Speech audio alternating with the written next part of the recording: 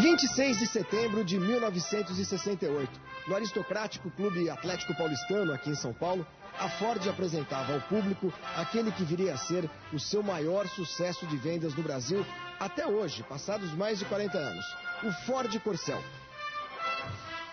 No mesmo dia, no bairro da Bela Vista, um pouco distante do Clube Paulistano, um garotinho fazia aniversário, 9 anos de idade. Nós vamos conhecer esse garotinho hoje, Sérgio Minervini, o senhor dos corcéis.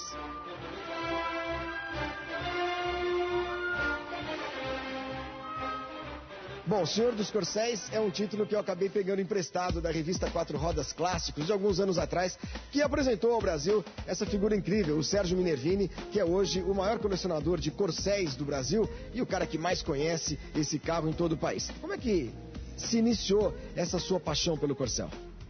Olha, eu acho que foi quando eu vi o primeiro, né? O primeiro carro que eu vi, eu me lembro bem, era um coupé branco, um carro muito bonito. Me chamou a atenção o estilo do carro. Aí me interessei em ver, ler as novidades, as inovações que ele trazia. E foi começando aí, né, a paixão por esse carro, que realmente trouxe muitas coisas que até hoje estão dos outros carros modernos instituídas como normas, né? Como, por exemplo, tração dianteira, radiador selado e outras coisas, volante bipartido no caso de acidente. Foram inovações importantes, né? A Willys fabricava o Jeep, a Rural e o Gordini, né? E que já era um carro, assim, com algumas defasagens. O pessoal reclamava um pouco da suspensão, que era um pouco frágil. O motor também, tinha algumas queixas. O Gordini, e a Willys já estava providenciando um modelo novo, um modelo mais moderno. Que justamente era esse projeto M, que a Willys guardava com muito segredo, né? Só que em 67, a Ford comprou a Willys, porque ela queria aumentar a sua quantidade de revendas no país.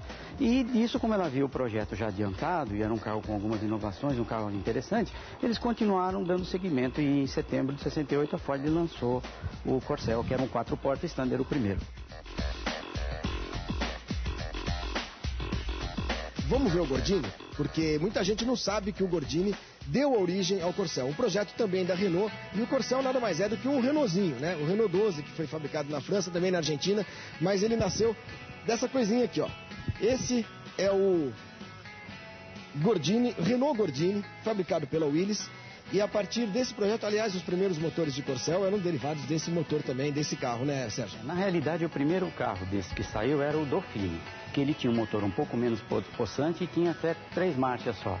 E aí, em 63, já saiu o Gordini com câmbio de 4 marchas, já até as propagandas diziam, assim, de uma maneira muito pitoresca, 40 HP de pura emoção, né? Que realmente aquela mudança, inclusive o engenheiro que fez esse projeto todo, chamava Amadeu Gordini, e a Renault, em homenagem a ele, deu o nome de Gordini. Mas conseguiram fazer os dois carros ao mesmo tempo, o Gordini e o Dauphine, e em 65 o Dauphine foi tirado de linha, ficando o Gordini até o final da sua produção, que foi no começo de 68.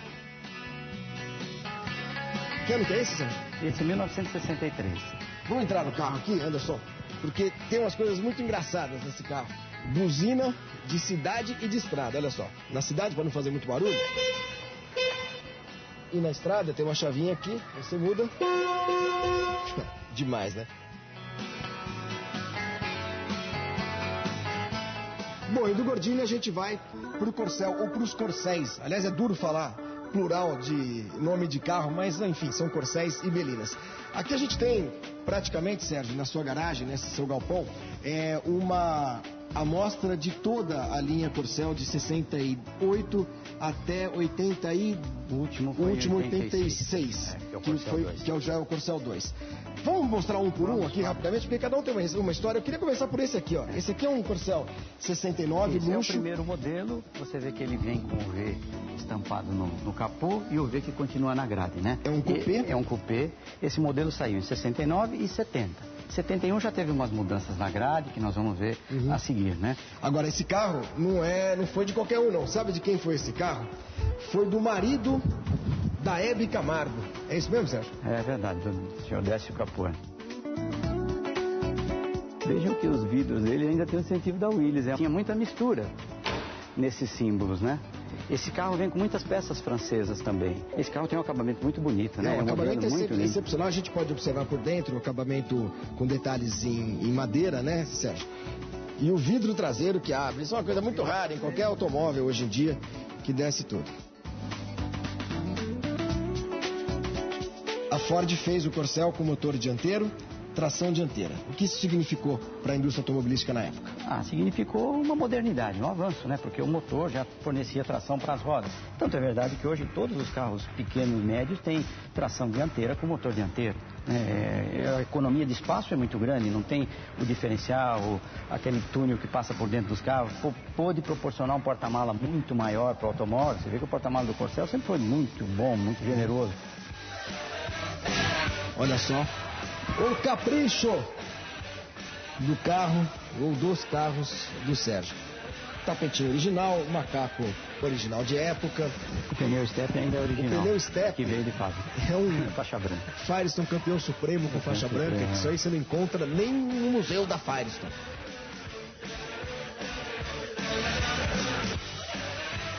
Muito bem, esse era o modelo 1969. Na realidade, o coupé começou a ser produzido em março de 69. Então, em 26 de setembro de 68, saiu o 4 portas Standard. Em janeiro, foi feito o 4 portas luxo. E em abril, que eles lançaram o coupé. Até as propagandas diziam, tiramos apenas 2 portas do Corcel, né? Aí já saiu o modelo Standard e luxo, porque a fábrica foi se adaptando à produção. A gente não pode esquecer que nessa época esses carros eram feitos manualmente. Agora, a gente está vendo um carro que aparentemente é só vermelho, né? Mas ele é vermelho alguma coisa, né, Sérgio? Todos esses carros têm um nome de cor, acho que ainda hoje existe isso, né? Nome e sobrenome. Esse era? Esse aqui era um vermelho meteoro. Vermelho meteoro? Vermelho meteoro. Esse marronzinho aqui? Esse é um 75, é o primeiro LDO que chama de luxuosa decoração opcional. Ele vem todo marrom por dentro, com detalhes branco e marrom no estofamento, e um acabamento primoroso nos debruns, nos tecidos. Luxuosa decoração opcional. É a primeira vez em 44 anos de vida que eu sei o que significa uma sigla de um carro. Luxuosa decoração opcional. E esse era o marrom o quê? Esse é o marrom conhaque. Marrom conhaque. É muito bonito, que é marrom conhaque e por dentro também o acabamento marrom, né? A forração das portas, o painel. Eles tinham um cuidado muito grande nos detalhes. Se você olhar bem, o painel dele é marrom. Olha aqui, o motorzinho 1.4. Esse aqui tá impecável, né? Isso aqui, olha, um tamborzinho de expansão. Era novidade para a época também, né? Normalmente a água ficava só no radiador. E o que esquentava de carro no Brasil era uma grandeza. Isso foi uma novidade que a Ford que criou aqui no Brasil, não foi? E os primeiros, Flávio, esse sistema chamava sistema selado. E os primeiros carros, essa garrafa é interessante, ela vinha de vidro. E da mesma fabricação daquele vidro que fazia aquelas formas que a nossa mãe levava no forno, que era uma novidade dos vidros do Pirex. Nós vamos ver uma já. Quer ver? Vem cá. Uma garrafinha de vidro de Pirex, que era o tamborzinho de expansão.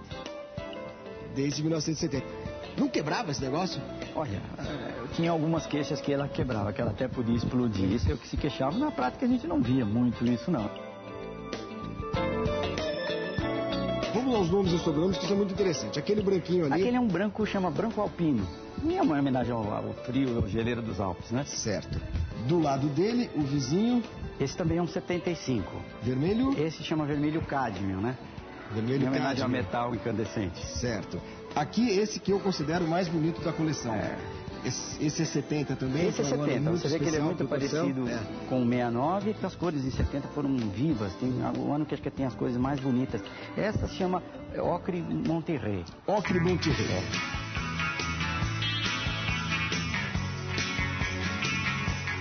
Esse carro fez parte da nossa história, né? Da indústria automobilística, dos operários, do trabalho, do artesanato feito à mão. Uma grade de aço inox dessa, eu acho uma obra de arte. Um tempo que existia o projetista, o desenhista, sabe? O engenheiro, tudo. Hoje o computador produz muita coisa, né?